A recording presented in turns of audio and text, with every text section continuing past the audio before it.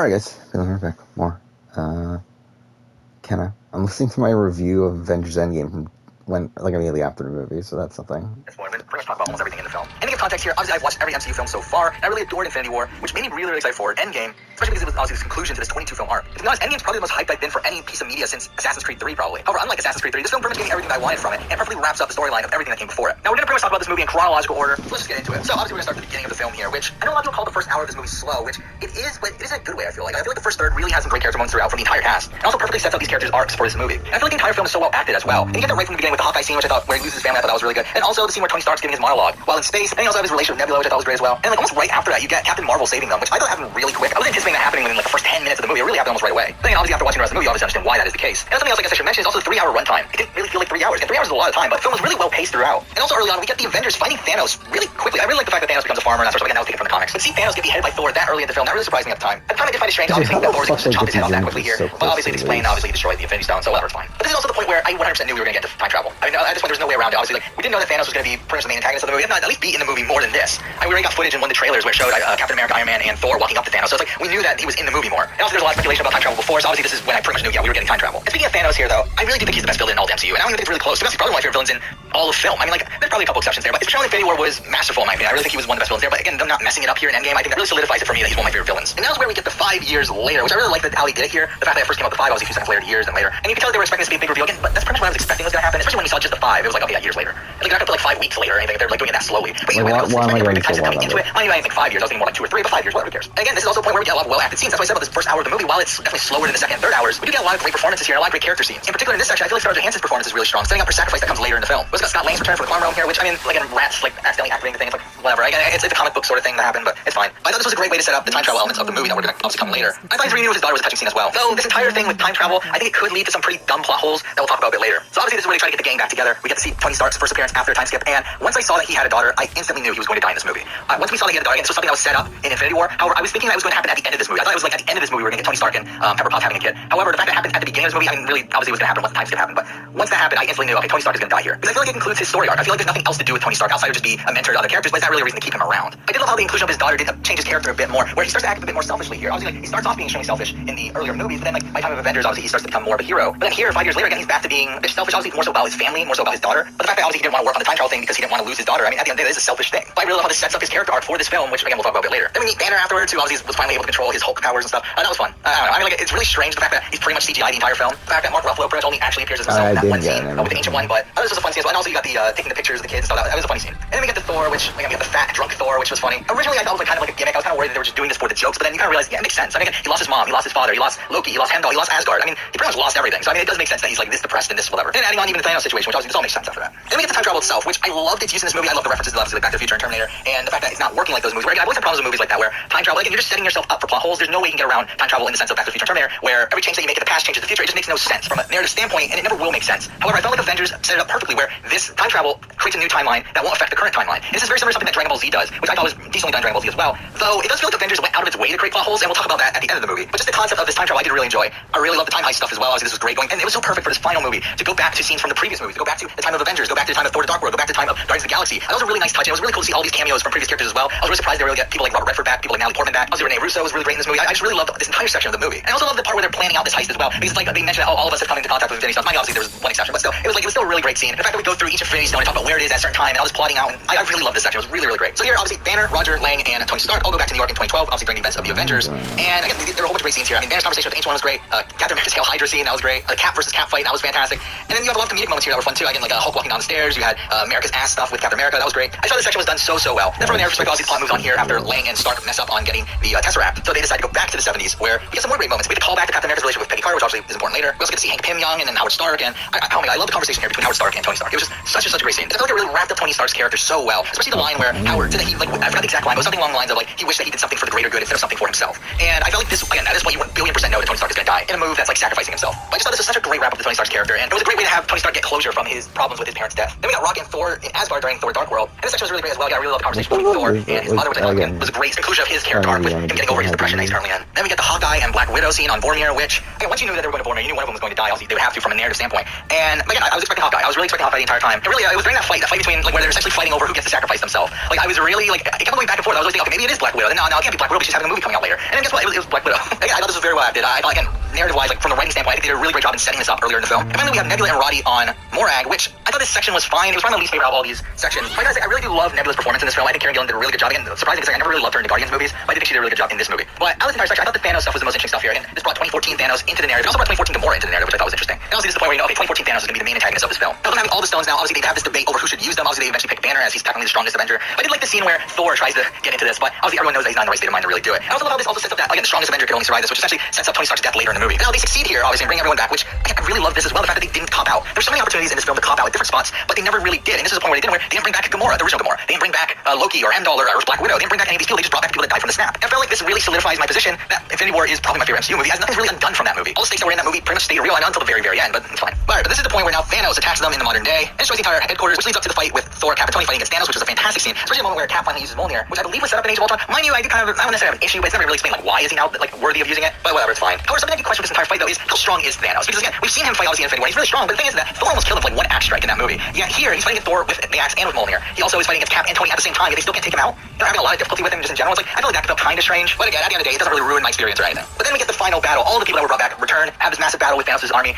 It was fantastic. It really was. And this is probably the best fight scene in any movie ever. It's so great. Minor gripe I have here is the fact that I know a lot of people love this scene where all the women come together and fight. While it's cool, obviously, I do feel like it's a bit ridiculous from a narrative standpoint. Like the fact that all these women are coming together at one spot to go ahead and start fighting these people at like literally one spot in this battle. It's kind of a ridiculous thing, but again, it's fine. But here we go. The final part of the movie, the big moment of the movie here. We get Stark stealing the Infinity Stones from Thanos and then snaps his own fingers to kill Thanos along with his entire army, leading to himself dying from the repercussions. I mean, there's a lot to talk about here. I mean, I love the way they killed Thanos here. I think this was fantastic. And I know some comic book people were not happy with this sort of thing. And they didn't like the fact that heroes had to use the villains like sort of techniques against them. I don't care. It really was great. It's really great from a narrative standpoint, in my opinion. I think it really worked really well. I didn't love how like Thanos just kind of like sat down and just faded away. I kind of wish he kind of said something before he died. I just feel like it was kind of anticlimactic since he just sits down. That's it. But it's fine. And also, I haven't mentioned this yet. I do love how Thanos' motivations changed through this movie and made him much more menacing. I think. Where again, originally in Infinity War, his plan was just to take down half the population.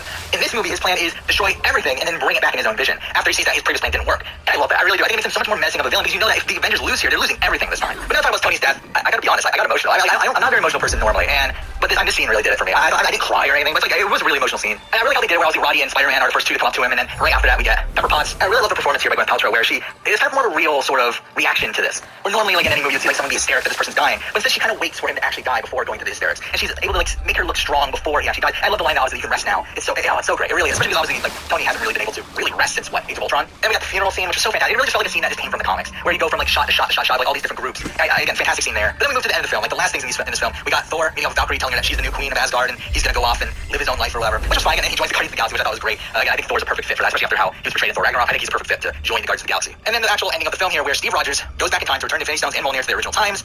Which again, it's questionable. That's questionable. I feel like timeline-wise, again, they talk about it when they talk about the Ancient One, and that's always been iffy to me in terms of time travel there. But it gets worse, in my opinion, when he shows up elderly right afterwards. Now, this is a great scene from a just basic movie standpoint. Like, it's a great scene. The fact that we see Captain America old, we know this is the end of his story. He passes on the shield to Sam, but it makes no sense. This really makes no sense. They set up earlier in the movie that when you time travel, you create a new timeline. So the fact that this happens now, that means that essentially the things they do in the past do affect his current timeline. Like, it makes no sense because this means that Captain America, again, he goes back in time, spends the rest of his life with Peggy Carter, again, fantastic. That's great. The problem is he shows up in the modern day. It's like, why? Again, they were doing so great time travel till that point. It's like, what are you doing? Again, like, it doesn't really like affect my look at the movie. I think it's still a fantastic movie, but it's still dumb. And he set it up earlier in the film that this wouldn't happen, and it does happen. I feel like this is something that they could have just avoided. They could have just had Captain America tell everyone, I want to go in the past and spend the rest of my life with Peggy, and him hand over the shield to Sam before he goes back in time. Instead, they have him go back in time and then show up old. It's like, why are we doing this? But it's fine, whatever. It's dumb, but whatever. And last thing I'm going to mention here is again a potential plot hole. It's not really a plot hole yet, but I think it could be one, and that is essentially the 5-year time skip with the time travel stuff, all the people coming back, all this stuff. This is getting a bit iffy, I feel like, when it comes to like Spider-Man Far From Home. Again, we don't know for sure yet, but the fact that half the population stayed the same age essentially, while the other half aged 5 years, I feel like that's gonna become kind of confusing from a narrative standpoint. Like we're gonna have like Peter Parker. Is like are all his friends gonna just so happen to have been snapped as well? Like that's kind of dumb, isn't it? Or are we actually gonna see some people that did age 5 years within this film? I don't know. It just feels weird. It's really weird. But that's pretty much it. That's pretty much all my thoughts on Avengers Endgame. And to be honest, it was a longer video. I was anticipating, but yeah, okay, I got all that out of my system. That's it for this video. Now, with all this being said, I still think this is one of the best MCU films. Like, I think Infinity War is still my number one. I think this is probably number two. I don't know. To be honest, I think at some point I might do a ranking video of all the MCU films. Just why not? There's a couple I do need to rewatch before I do that though. But I do feel like Endgame probably is number two. I don't know. It's pretty high up there. I mean, it's definitely in the top 5. But I still do think I like Infinity War more. So there we go. That's it. That's the entire video. That's everything I've got to say about Endgame. Thank you for watching. Get all your videos ad-free and watch uninterrupted. I'll watch. Try YouTube Premium. Yu-Gi-Oh ranking. So this is one of my most watched videos, but it's also like one of my most. We're the top agents from around the world: American, British, German, Colombian, Chinese. It's not like ridiculous. Like it's like 80%. Alright guys, BLM here, we're back with a new video. In this video I'll be going over the Yu-Gi-Oh! Anime series and give my rankings of the entire series. I will be going over the 5 different series that have already concluded at the time of this recording, which would be Duel Monsters, GX, 5Ds, Zexal, and Arc 5. Now I will not be talking about Yu-Gi-Oh! Zero, which was a 1998 Toei series, and the series only had 27 episodes and it really isn't considered part of the canon. I'll also not be talking about Reigns, as of the time of recording it is not finished, and to be honest I haven't even started watching it yet. I should also say this video will include some spoilers for all of these series, so if you don't want to be spoiled, don't watch this. Now with that out of the way, let's get started. Alright, we're gonna start off with the number 5 position. My least favorite Yu-Gi-Oh! Anime series is Yu-Gi-Oh! Arc 5, which is the most recently completed series. As someone who watched Duel Monsters and GX as a kid, I know it's like a popular thing to hate the newest one, but I really don't like Arc 5. I just found the entire first arc of Arc 5 to be really boring, and when it wasn't boring, it was really cringy, with some really weird characters, dumb plot lines, and really terrible dialogue. Now it does get better once they start traveling between dimensions, and I really like the fan service in the series, where they had a whole bunch of cameos from previous characters from GX, 5Ds, and Zexal, but even then the show is still a bit of a mess, being completely unfocused and having way too many characters for its own good. That being said, there are some really great ideas in Arc 5. The problem is that they weren't executed well. Having Yuya, the main protagonist, end up being a reincarnation of the main antagonist, and even becoming the main antagonist himself is such a great idea, but Zark was just so generically evil, that took all the fun out of it. Also, having a final duel against Zark being a battle royale against almost every other side character in the series is cool, but it was executed in the worst possible way. By having 2 people taking on Zark at a time, with most of these people, you know that these people are just fodder for the more important characters that are going to come later on. I also feel like the duels in Arc 5 are the hardest to follow, and also they're the least interesting to me. I never cared for the pendulum summoning mechanic, and I feel like it overcomplicated the game. I also didn't love many of the new characters that were here. There were a couple good ones, but for the most part, they were just retreads of characters we've seen previously. I never loved Yuya either. I don't think he's the worst character in the world, but I don't feel like he gets enough development, and I feel like he's kind of a mix of my least favorite elements of characters like Jaden and Yuma. Overall, I just don't care for Arc 5. While it isn't the worst anime series I've ever watched, I do feel like it wasted a lot of its potential. Now moving on to number 4, which is Yu-Gi-Oh! Zexal, or Zeo if you want to be technical. And while Zexal is number 4 here, I don't actually dislike the series. Now, like Arc 5 does have a pretty weak first arc for a lot of the same reasons, and annoying characters, terrible dialogue, dumb plot lines, but like Arc 5, it does get better from there. However, unlike Arc 5, it stays consistently good until the very end. The second half of Zexal has some of the darkest themes in the entire series with some really dark backstories. The last few duels of the series are probably some of the most ridiculous, over-the-top duels in the entire franchise, with Don Thousand having monsters with some of the most ridiculous effects in the entire series. The series does introduce XC summoning, which I do think is a healthy evolution of the game and allow for some interesting game mechanics. The characters of this series are a bit of a mix for me, where I do like characters like Shark and Kite.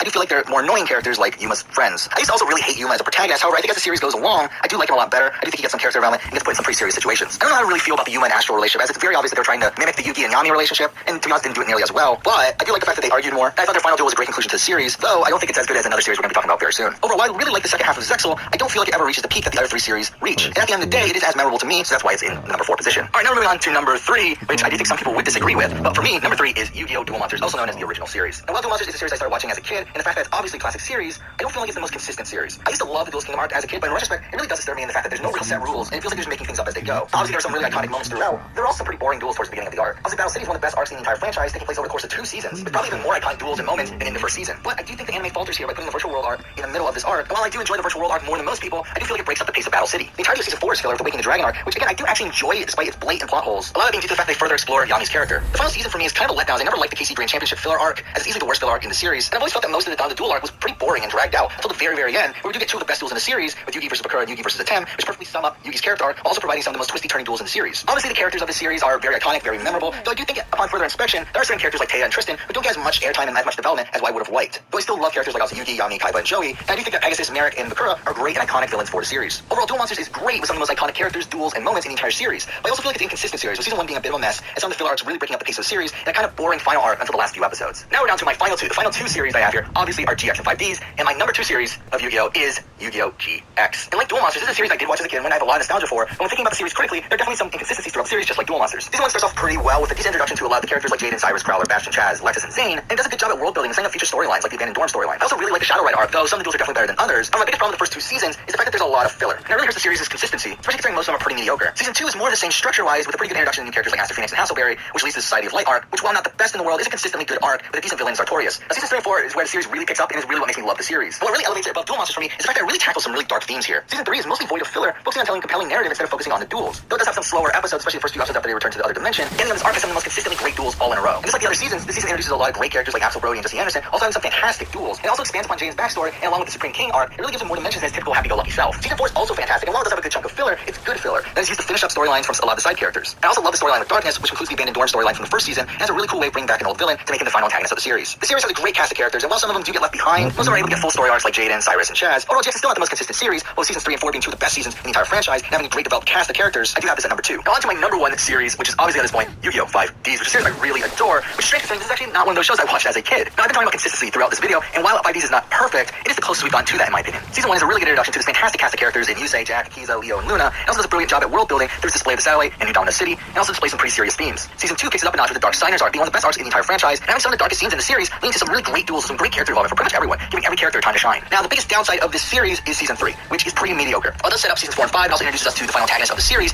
it is a complete mess from a writing standpoint due to a lot of problems within the production team and also some controversies going around, which ended up making most of the season filler or really drawn drawn out or just completely irrelevant, with certain plot lines starting here that never get brought up ever again. Thankfully, season 4 picks it right back up, mostly comprising of the World Writing Grand Prix, which has some fantastic duels and sets up the events of the final season, which is season 5, the arc Cradle arc, which is probably my favorite arc in the entire series, with 5 straight duels that are some of the best in the entire franchise, and with some really great payoff to all the setup that has come out previously. Then we get my favorite final antagonist in Zone, who has a really interesting backstory. I think there's some twists and turns they do with it that I find really interesting. And after Zone's defeat, 5Ds ends perfectly by giving us a few episodes to conclude character arcs and show the future of a lot of the members of Team 5Ds, and also gives us a great rematch between Yusei and Jack. What really makes the series my favorite, though, is the cast. I think the cast is just incredible. Yusei being probably my favorite character in the entire franchise, and having a pretty perfect execution of a flat character arc. And there's other characters like Jack and Akiza, who are also some of the best characters in the franchise, a lot of that being due to the way they develop based on their relationships with Yusei. Overall, I really love almost everything about Yu-Gi-Oh! 5Ds, from its incredible cast to dark themes to its fantastic final season. I don't think there's a series of Yu-Gi-Oh! That can beat 5Ds for me. So there we go, that is every Yu-Gi-Oh! Anime series up to this point, in my opinions of them. In the future, I'd like to do a more in-depth video on some of these series, in particular the first 3, as those are the ones I know the most about. Actually, I might as well rewatch all my scripted videos at this point.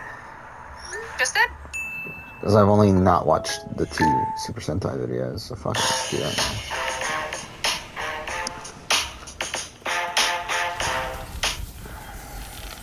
Alright guys, BLM here, we're back with a new video. In this video, I'll be going over 5 series of Super Sentai to watch if you're a beginner to the show or if you're a fan of Power Rangers. Now, if you don't know what Super Sentai is a Japanese tokusatsu show that is aimed for children, and it's also the source material for Power Rangers. As an enormous fan of Power Rangers as a kid, I learned about Super Sentai when doing research on the show years later, and finally gave it a shot, and I ended up really enjoying it. So that's really interesting about watching Sentai in general, is you start to understand why certain decisions were made in production of the Power Rangers adaptations. I think they only do so much with the footage that they were given. A discovery I should give is that at the time of the recording, there are 42 seasons of Super Sentai, with the 43rd right around the corner. Now, these seasons are mostly around 50 episodes, with all the episodes being about half an hour. But to be honest, even I haven't watched every season of the show. I've watched 26 out of the 42 seasons, and I've watched bits and pieces of other ones. I should also say that these 5 seasons aren't necessarily my favorite seasons out there. They're just the ones I think are a good place to start. Now, obviously, you could start with the very beginning of Go Ranger, but the problem with that is that not every episode is subtitled. So if you want to start from the beginning, you're going to have to go through some gaps. So I feel like it's much better just to start at a later point. Now, these seasons aren't ranked in any way. They're not in order of any importance. They're merely in chronological order. But with that out of the way, let's get started. Now, first season I would recommend isn't really even a season I actually like. But for Power Ranger fans, I do feel like it's a must-watch, and that is Koru Sentai Jew Ranger, which was a series that was later adapted into season 1 of Mighty Morphin Power Rangers. As I said, I'm not a big fan of the season, but as a Power Rangers fan, I do think it is fun to watch, as you get to see the original stories that were told with the footage that was used in Mighty Morphin. The reason I don't like the series is how every episode is structured, where in this season there isn't just a monster of the week, there's also a kid of the week. As this show pretty much focuses on the protagonist saving kids from Bandora, who is the original version of Rita, as she constantly kidnaps kids due to a plot point I won't really spoil here. Now, this ruins a lot of filler episodes, they spend way too much time with the kid of the week, and usually the kid's pretty annoying to begin with. Outside of that, though, there are some pretty good plot lines in the series, especially everything involving the Dragon Ranger, which is the original version of the Green Ranger. And this really brings context as to why the Green Ranger wasn't in the episodes more in Mighty Morphin. Overall, I would recommend this season as it is fun to watch as a Power Rangers fan. And it's also a good place to start, not just because this is the start of Power Rangers, but also because this was a pretty important season in Super Sentai history, where it created a formula with its plot and cast that would be followed for years to come. However, if you don't care about these particular things, if you're not a big Mighty Morphin Power Rangers fan, I don't think this is the season for you, and I recommend some seasons I'm going to be talking about a bit later.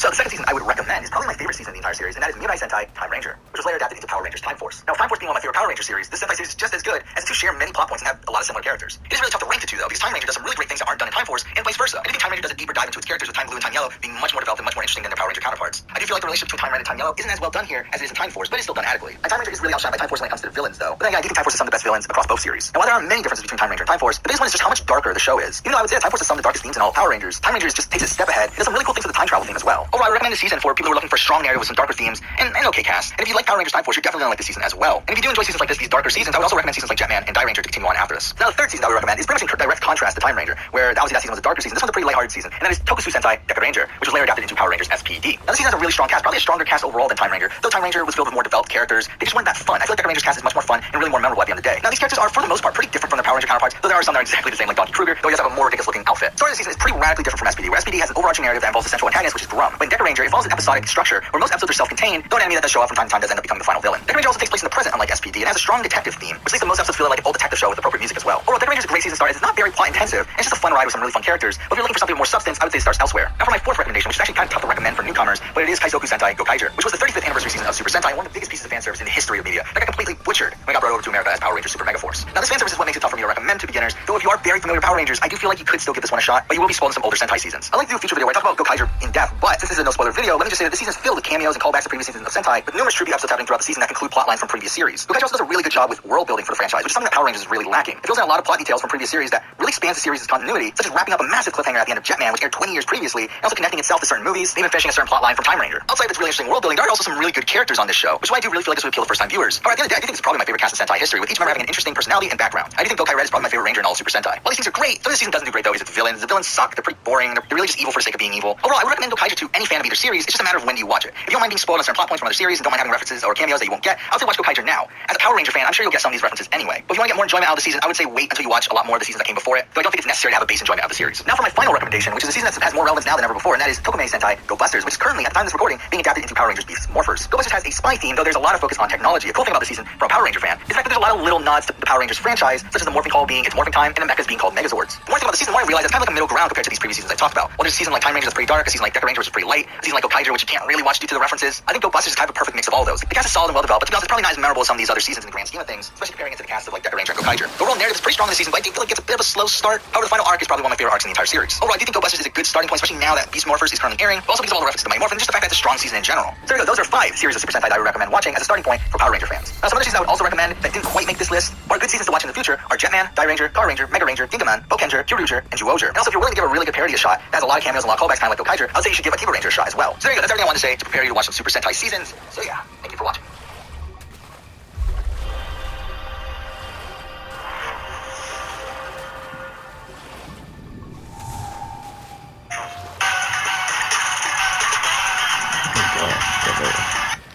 Here's here and talk about it. And if you don't know what Super Sentai... Alright guys, BLM here, back with a new video. In this video, I'll be talking about a show that I wouldn't typically talk about too much nowadays, as at this point I do feel pretty removed from this series, but with this being the 10th anniversary of the show, Aizouka Sentai Gokaiger, the 35th anniversary season of Super Sentai, and probably one of the greatest pieces of fan service in the history of media, it just felt right for me to revisit the series here and talk about it. And if you don't know what Super Sentai is, it is the show that Power Rangers gets its footage from. Power Rangers was one of my favorite shows as a kid, and obviously, as I grew up, I found out that the fight footage from Power Rangers is actually taken from Super Sentai. And for the 35th anniversary of Super Sentai, the series decided to go pretty much all out in embracing the history of the series. They brought back actors from previous seasons, they made a bevy of tribute episodes to previous seasons of the show. They added this really awesome mechanic of the Ranger keys that the protagonists used to morph into previous Sentai teams. And it adds another level of fan service where we obviously get to see the old suits back and some of the same fighting styles from the original series. And through this, we also get many references within the mechas of the series and many modifications that incorporate elements from previous Sentais. And all this is just really fun. I mean, like, I do think this season is the best of both worlds, where it appeals to new viewers. There's really great cast, probably one of my favorite casts from any Sentai series, but also having everything from a super fan's wet dream in terms of fan service, where this season literally does everything it could possibly do to reference elements from the show's history. Now, the main story of the series does obviously follow the Gokaigers, a group of space pirates that come to Earth to obtain the greatest treasure in the universe, which is done by getting the greater powers of the four Sentai teams. Now, why is this the case? Who knows? But I do like this as a way to introduce more fan service to the series. This obviously causes the Gokaigers to have to interact with these previous teams in order to get these greater powers. And through this, over the course of the entire series, you do eventually get a cameo from at least one actor from every season of the show. Now, they do end up fighting against the Space Emperor Zanyak, who,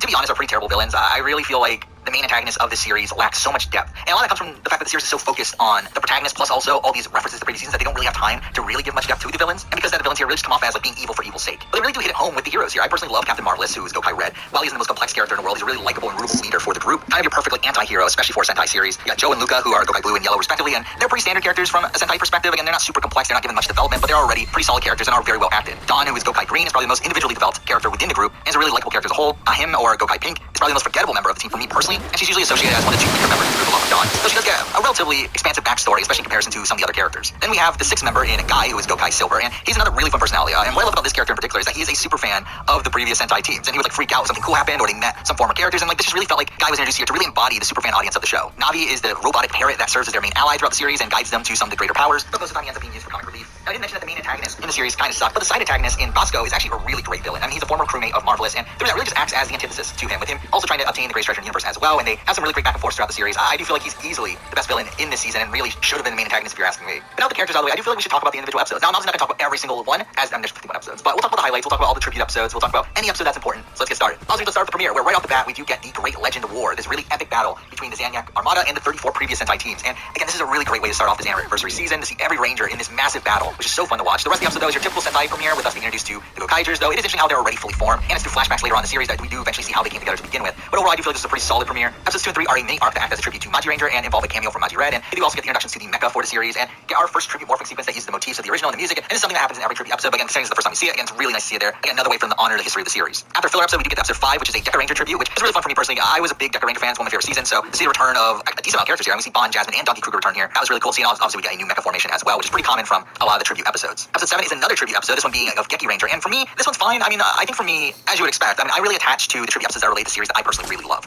And Geki Ranger is a series that I just was like okay with, but like overall, this episode is still pretty strong. I mean, we see the return of Geki Red and see him train Doc and him, who do have some development through this episode, though really a lot of this episode does feel like a glorified filler episode where the character of Geki Red just really just takes the place of any standard one-off character. Episode 9 is a Go Ranger tribute, and this one's fine. I mean, this is probably the worst one of the ones we talked about so far. They do go to Animarium, and they do get Gal Lion, who does look different for some reason from the original series, but mostly I do feel like this is one of the weaker tribute episodes. Episodes 11 and 12 are Shinkenger tribute episodes, and these are also another solid group of episodes, kind kind of similar to Geki Ranger, where like Shinkenja's not my favorite series in the world, but I did think the quality of these episodes were that of a really strong set of filler episodes where we do get a lot of focus on Joe, and it's probably a set of episodes that do stand better on their own merits than a lot of the other tribute episodes if you had taken out the tribute elements of it. Episode 14 was the Whacker episodes, being a Car Ranger tribute, which if you don't know, Car Ranger was essentially a Sentai parody series that was part of the main series, and this episode follows that tone. It's really weird. We see Insarn, one of the Zanyak generals, falling in love with Red Racer, and Red Racer ends up getting the Gokaijers to help him teach kids about traffic safety, and it's all really dumb. But I mean, again, it's really enjoyable though if you get the context of what they're going for here. Episodes 15 and 16 are a really great set of episodes, giving us the first appearance of Bosco, and along with him come the 6 hero keys, and that leads to some really great fight sequences. And really, just whenever Bosco is around, it does make the episode feel better. It feels like there's some actual stakes to the episode, with Bosco usually outsmarting them throughout his appearances. But after episode 16, that we do get to the film, the Gokaiger Goseiger Super Sentai 199 Hero Great Battle. And this film does take place again within the main series, which I do find it strange how like the rest of the series assumes you have watched this movie, and like everything within this movie is canon to the overall series. But everything that happens here is canon to the overall series, and it's mentioned throughout the rest of the series. But this is again another pretty masterfully executed piece of fan service. I mean, Oh, this is sloppy video. I mean, it is mostly a story used as a vehicle to deliver on a whole bunch of fan service. But I think on that element of it, it really succeeds. I mean, we start off with the expanded book of the Legend War, this time seeing it from the Goseiger's point of view, and we started off seeing them like kind of on the down with their mechas destroyed and everything, but then we see the appearance of all the extra heroes to help them out, and then that leads to the great battle. It's a really awesome scene.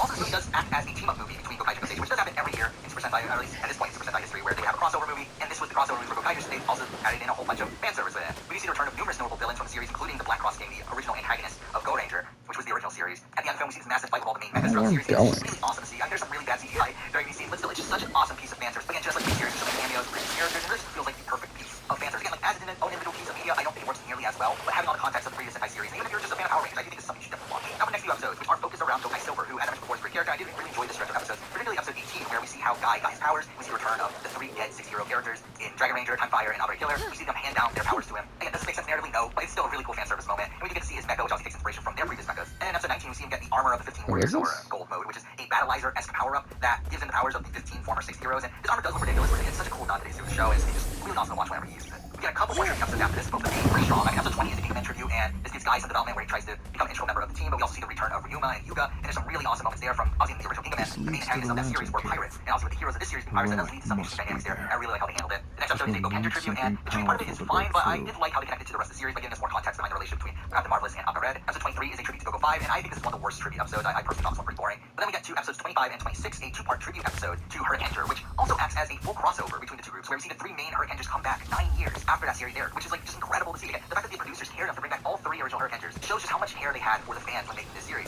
There's no benefit for them doing this for the kids that generally watch this show. And really, I mean, how this goes throughout the series as a whole. Like, it just shows so much effort that the production of the show put into it that shows their love for the show. As again, I don't see any true benefit for doing so for their casual audience. Episode 28 is another one of the greatest accomplishments of Gokaiger, with this being a tribute episode to Jetman, which ended in 1992 on a cliffhanger of Daiyuki, Black Condor, looking like he's dying in the final moments of the series. And here in this episode, we get the resolution to that. I mean, the Gokaigers interacting with him under the assumption that he's alive until later in the episode they get confirmation that he's in fact dead, that he was a ghost the entire time. And then we see the storyline from 19 years before the airing of this episode get concluded. Like, it's really insane that they actually did something like that. Like, that's something you rarely see in any piece of media, see a storyline from nearly 2 decades ago getting followed up on. It's like not being mentioned at all in between that period of time. Now that we get to episode 29, which is a Outer Ranger tribute, and it's fine. I mean, there's some comedy relief there from the inclusion of Outer Ranger, and we get a new mecha there. But again, for me, I feel like this time is a pretty average tribute episode. And the same thing goes for episode 30 as well, which, I mean, to be fair, it's probably because it's a live fan tribute, which never feel me personally as live fan series I never got to watch, and I really have no experience with it at all. So this episode didn't really connect to me as much as I would have liked. Then we follow that up with a 2-parter that is a tribute to O Ranger, and again, it's fine. I'm not a big O Ranger fan either, but we do get a new conflict with Bosco, so that makes it a solid episode in its own right. We do get a Dire Ranger tribute as well after, and it's another pretty average tribute episode. I'm a personal big fan of Dire Ranger as well, so the fact that this episode came out as just kind of average was kind of underwhelming to me personally, but again, it's good. Episodes 35 and 36 are a tribute to Go Unger, which is pretty solid. I mean, it does have some dumb plot points, especially revolving around Nakon. I can't pronounce it. It's Falcon with Mac before it. You get the point. But it has some really fun references to source material, and like the main villain of this arc is the son of the villain from Shinkenja's vs. Go Unger, which is just like a kind of really deep cut there, but this does lead directly into episodes 37 and 38, which is the War Skill, who is the initial main antagonist of the series, and he ends up being defeated by the first appearance of the Kanzen Gokaio, which is essentially the best mecha in this series. Though, as I mentioned, I mean, War Skill was never really that threatening of a villain. He just came off as kind of a joke most of the time that he was there. But this was an indication that we are starting to reach the end game of the series. Now, after this, we do get a couple tribute episodes. First up, Mega Ranger tribute, which is now one more average tribute episodes there. But we can follow that up with another one of the series' greatest accomplishments, in my opinion. That is the Time Ranger tribute, which is such a massively done episode in my eyes, where, again, wraps up storylines that were set up years ago. I mean, we get Damon, who is Time Yellow, asking the Gokaigers to go back in time to 2010, so obviously only 1 year before this, where they have to protect the temple. And once they get there, we find out that temple is where Damon's former lover lives, like the person that he was in a relationship during the course of Time Ranger. And we find out that she actually had his kid after he had returned to the future at the end of the series. And we get to the end of the episode with him seeing the picture of his kid for the first time. And this is just such an awesome plot thread. Continued from Time Ranger in a series that aired 11 years ago at the time that this episode aired. So it's like ridiculous they cared enough to conclude this storyline. But something else this episode does very well as well is also explain the Gokaiger's debut in the Goseiger vs. Shinkenger movie. Now, if you don't know what happens with Sentai typically, is that these first movies usually show for the first time the appearance of the next team. So Goseiger vs. Shinkenger was supposed to be the first appearance of the Gokaigers.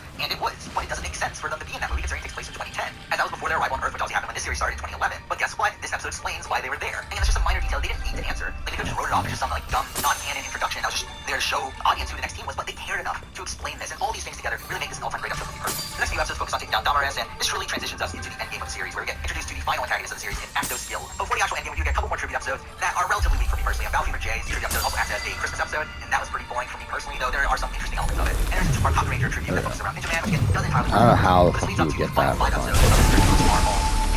The first 2 of which revolve around the final confrontation with Bosco, and there is some really great stuff in these episodes. You see how brutal Bosco can be with him sacrificing his own ally in Sally by putting a bomb on him just so they can get the upper hand in battle. It's marvelous. And again, it feels like there's actual stakes here. Part 1 ending with Bosco having taken over the Gokai Galleon. Then Part 2 delivers on a really satisfying conclusion to Bosco's character. Where again, I just love this final showdown between Marvelous and Bosco. And it's one of the few times in the series I've seen people actually get truly injured, see blood. I also love how they have Sally's death on previous episodes come back to bite him. But Marvelous is able to survive the final attack from Bosco due to his shot being blocked by a piece of the bomb that was used to kill Sally. And all that is just really great. A really great two-parter there. And I guess we'll end here. the Gokai just have finally obtained all of the greater powers, though they get the last few in a really dumb way. But